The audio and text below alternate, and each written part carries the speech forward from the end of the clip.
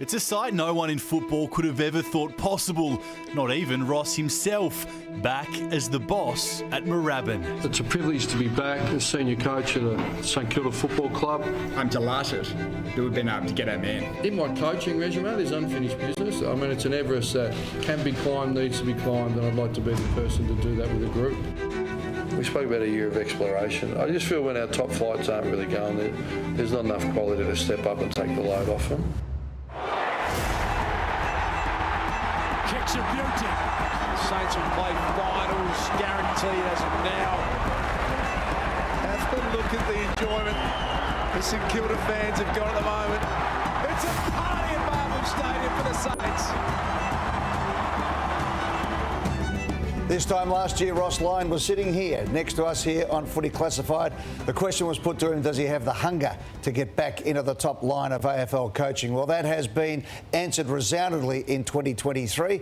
Ross joins us tonight on that side of the counter, having taken the Saints into the finals and a chance again to win a premiership for the first time since 1966. Unfinished business. Is that the theme going into September? Yeah, well, and welcome, by the way. Thank you. I was going to say, I think it's good to be here. I'm not too sure. But, yeah, well, look, we're in the fight. Really proud of the whole club, really. You're right, there's some tumultuous times prior to my appointment, which obviously I didn't have anything to do with. But once I got in, particularly the player group and all the football coaches and condition, everyone's worked really hard. And they've heard the messaging and they've got in, and they're a humble group, and I feel like we're giving our best, and that's all you can ask for. Before I give you the boys to get into the specifics of the season and other topics we want to talk about, I want to ask you, Ross, how different was it coming back? Just the world of footy. What's different about the world of footy? I mean, the games on or off field. Both. Yeah. What was the thing that when you walked in, you went, "Geez, this is a bit different than what it used to be." Well, even I've had some big presses, but the media coverage is so strong, it's more intense than I ever remember it, and then the different platforms and channels that, particularly for the players, like the social media platforms and the interest and the analysis is at a peak that I can't remember. And really, when I did the presser, even at the club, like, I forgot, my original presser, the media and the people and the interest, and it's. I thought, oh, gee, it's big time, and this town like that, like Perth was intense footy, but you drive past the MCG, you can hear it roaring when the crowd's going. So look, footy lights up this city in particular and the whole nation, and we're in the epicentre of it, and you do feel it, but St Kilda, is certainly passionate, their members, and passionate to improve the club. Just on that, and sitting on this side of this desk and creating your own airwaves in your own way last year, how beneficial was that, having put that behind you in your second phase as St Kilda coach and the learnings out of it all? Yeah, it's an important point. It certainly helped me. I don't think I really disrespected anyone, but I was very, very protective of my players. Probably unlike like Luke Beveridge, I suppose, and I never hung a player out to dry, even though, you might have been on the right trail, you defend them. But, I saw how hard people work, and look, my overriding thing is it's not personal. There's probably a couple that can take it personally, and my position was, whatever my opinion was, I believed that I tried to let go of any hatchet I might have had. So what I said was true, and never tried to run an agenda. I'm not sure everyone can say that, but it did help you. It helped open your mind up. So I'm more like ever come in here. Pardon? I was going to say, what was your experience? Did you go to St Kilda and say, well, that's actually not what happens in this, having seen it? Yeah, a little bit, but you understand. Look, don't hide an injury. But not that we did, but it's just. And they're pretty good. They're an open club because they're trying to build, right? Yeah. So, look, there's nothing to hide. Footy's just footy. So let's just share. You're better off getting on the front footing and getting it out and controlling the narrative, because it's going to be written anyway. So, and don't take it personally. And at the end of the day, what I've always believed, you write your own story. So we've seen that currently with a couple of clubs, and you've seen with the Saints. So the storylines are written. Which ones get printed are up to you with your performance. Ross, I want to play something Nick Riewoldt said about 8 weeks ago and then get your comments off the back of it. Here's Nick Riewoldt. I can promise you now, the standards in that joint over the last however long have been subpar. And so when the president says we were kidding ourselves, we were a mile off it, you're not just talking about the win-loss. You're talking about the actual talent you've got at your disposal, and you're talking about the standards within the football club to allow that talent to outperform. I know we have to be really respectful of what's gone before you, Ross, but in terms, how have you gone challenging standards? Have you found that it's what the players have wanted, or have you found some have pushed back on you? How's that been for you? Yeah, there's certainly been no pushback, and there's AFL normal and there's AFL abnormal. Even within the media, like there's elite media and there's people that can make a living. So, not that making a living's wrong, but if you're going to be in it, try and be abnormal, try and be the best. So, to do that, you've got to make some shifts. They're pretty good, but there's been some big swings, like Josh Battle has just come to hand. And we spoke about what the break looked like, because they train really hard, come back fit, no beef. Then it's trying to explain, what does your break look like and what's acceptable. You guys ultimately will decide, and then you sort of paint your experiences. Well, this is what McFarlane and Pavlich, this is what Riewoldt and look like, and then they see, okay, I can give a little bit more. I think it's been as simple as that, but I can't question their work ethic and their desire and their coachability at all. Well, the phrase of the week has been live an AFL lifestyle. And we've got kids who've come off 2 years of COVID who are just trying to have a lifestyle. How do you pull all that together? Well, a lot of support. Look, I've got a great coaching panel, and guys that were champs, right? Like Corey Enright, Robert Harvey and Lenny Hayes. It's not bad. Yeah. And they all had some fun, all of them. But, as Boris Corey Enright said, pick your moment, lads. Your moment can't be every weekend. Pick your moment. And so I think they're a great model. They know how to have fun. It's not a lockdown, but pick your moment. And, all of us do it a little bit. We're trying to put an old head on young shoulders. It's very, like Anthony Caminiti, we've plucked really from Heidelberg, and he's basically kicked 20 goals. Like, it could be a number one, key forward pick theoretically on the numbers, but then the attention he's getting on his social media, he wouldn't have experienced before. So, look, it's not without challenge. That's why we employ clinical psychs to help them, Yeah. You didn't have access to Max King early. You lost him again during the season. You wrote him off. You actually said he was finished, then he came back. Yeah. You seem to have got a good relationship with him, someone who can absorb the commentary you make. I'll just get you to take a listen back to some of the comments you made about him during the year.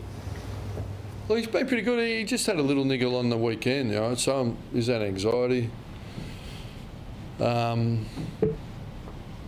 Is that maybe just a couple of little things over the last few weeks where it might be, or maybe not. But we're not a basketball court where one person can turn around a franchise. I don't see him as a franchise player. All our forwards played a part, but Max will live off a lot of the work of our midfielders and our backs, to be truthful, and our small forwards. So I thought he played his part, but without our midfield, it's won and lost in the midfield. So not a franchise player. What is he, and do you have one? I don't think there are franchise players in the AFL. I haven't seen one player dominate to a flag. Yeah, you've got to have a lot of great players in your team and role players. And what is he? He's really important. I have a good relationship with Max. Clearly, like St Kilda hasn't had team success for a long period, and I saw it with Paddy McCartan. You see, there's a lot of noise. I saw the pressure Riewoldt took.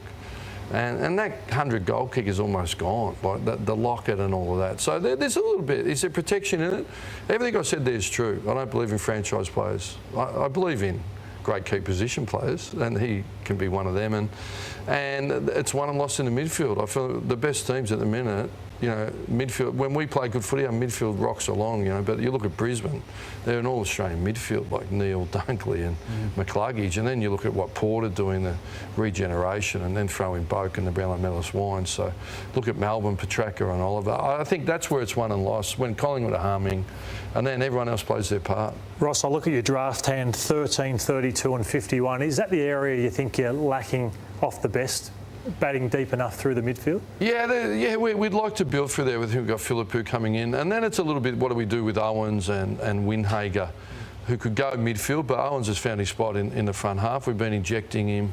And then Windhager's got the half back in the wing. So, yeah, we'd love some young Butters and Vaughan Francis types. There's no doubt about that. Everyone would. And look, like as great as Geelong were, like no Dangerfield, no Cameron, no flag, right? So You need special players.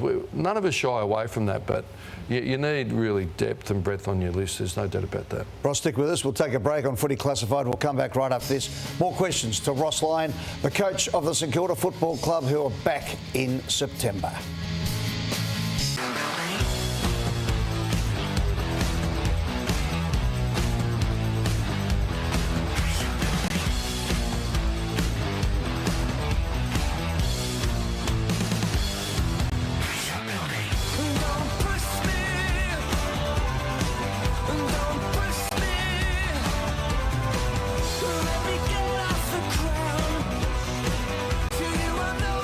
Welcome back to Footy Classified. I can see why you wanted to come back to it now, Ross.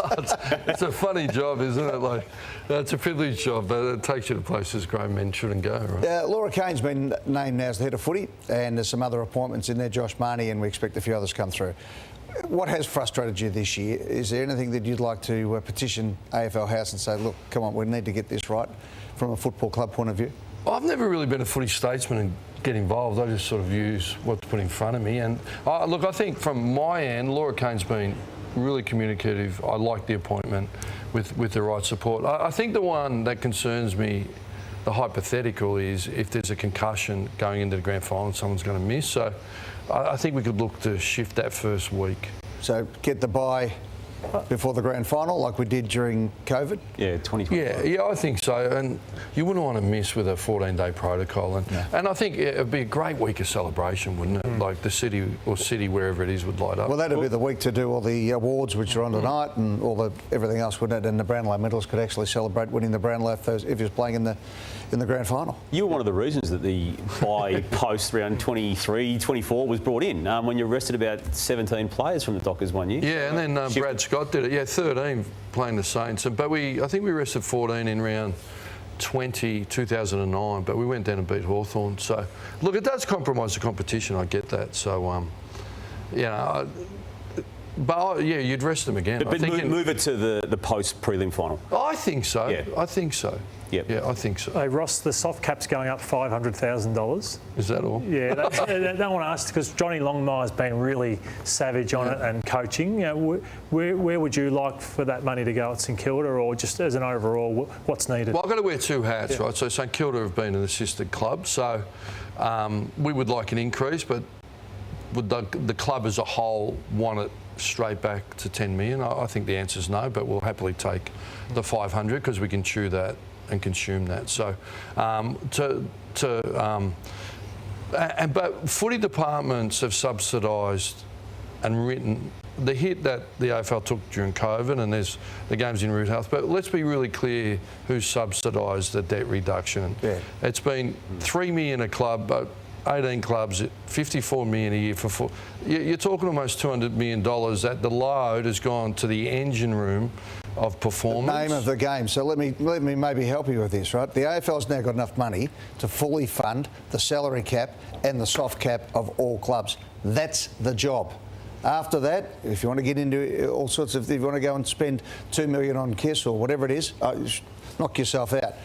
The AFL's job is to fund the AFL, and if we're going to bring these young kids through and expect them to do things, you have to have the teachers. It's a teacher-student ratio scenario.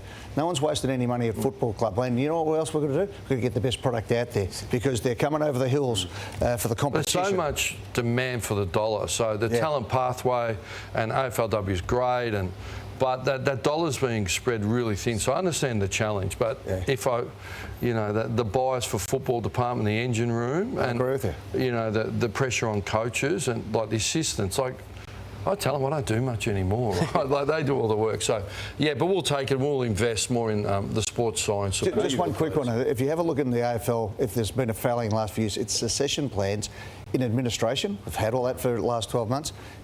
Assistant coaches coming through.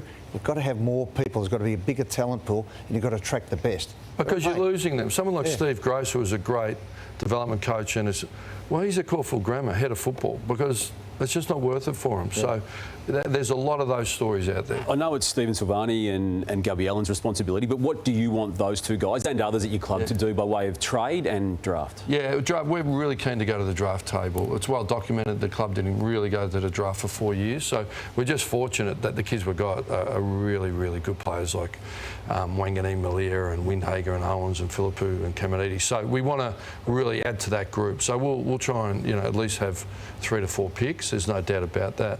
And then the weaknesses on our list, as we perceive them to be, so more midfield and a bit more speed probably on the outside. Will you keep Gresham?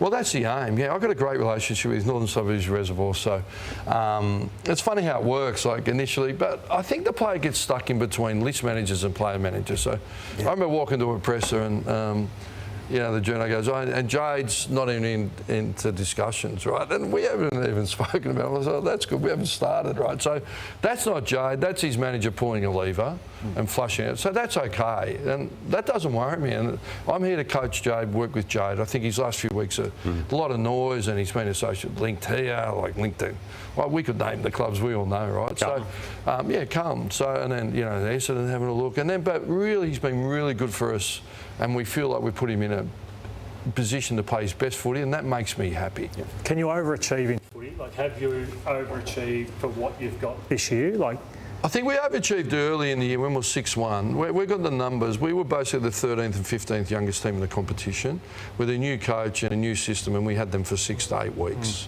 No king, no man. So I was like, wow, this is... And I was so proud of the group. And then when we dipped... and then we've come back, and then we had to work through challenges with the mechanics of our footy. Like, our scoring was good, then it fell away, and we got it back. And so, look, I think you can get the absolute best out of yourself. And we know our best when we produce it can really, for where the competition's at, beat anyone on that day. And we know that Ross Lyon plays a September style of football, so good luck. It's going to be great watching the Saints in action. And we thank you, old pal, our old teammate here at Footy Classified. We've all been delighted with your success this year, and have a great month. No, I appreciate the support, and it's great to come back and give a little bit back. Good on you.